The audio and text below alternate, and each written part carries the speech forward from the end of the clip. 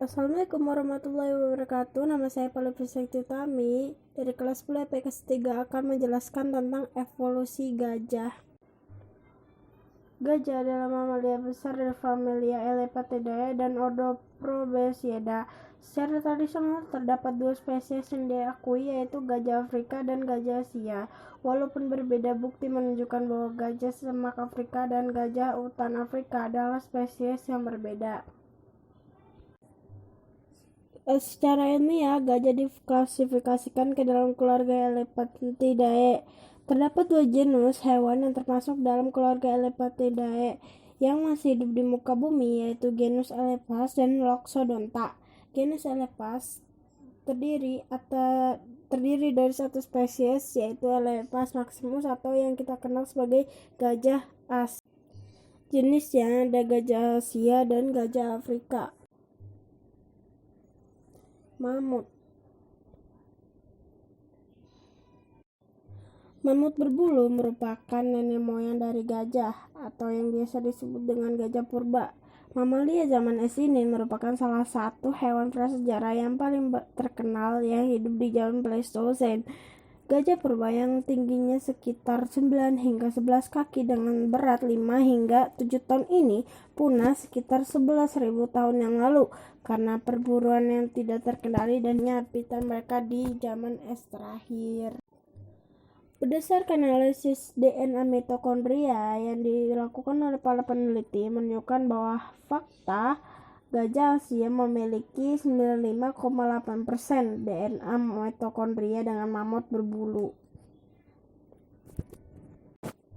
Untuk yang berjenis kelamin jantan, ketinggian bahunya antara 2,7 hingga 3,4 meter atau 8,9 hingga 11,2 kaki dengan berat 6 metrik ton atau 6,6 ton pendek. Untuk yang berjenis kelamin betina, ketinggian bahunya antara 2,6 hingga 2,9 meter atau 8,5 hingga 9,5 kaki dengan berat 4 metrik ton 4,4 rin pendek.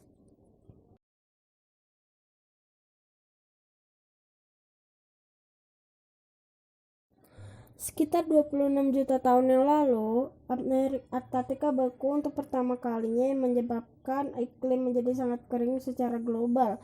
Akibatnya, hutan di Afrika pun berubah menjadi savana padang pasir.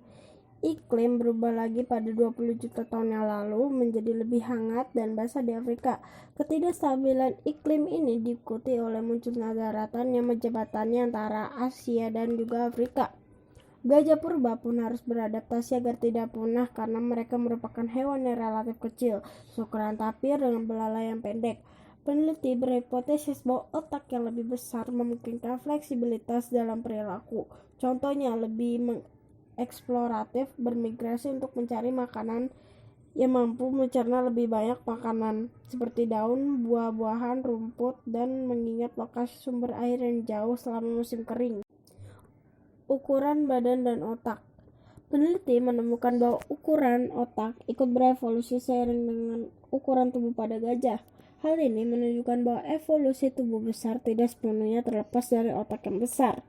Otak yang besar pada gajah tampaknya berevolusi tidak hanya fleksibilitas dalam perilaku, namun untuk pertumbuhan tubuh mereka.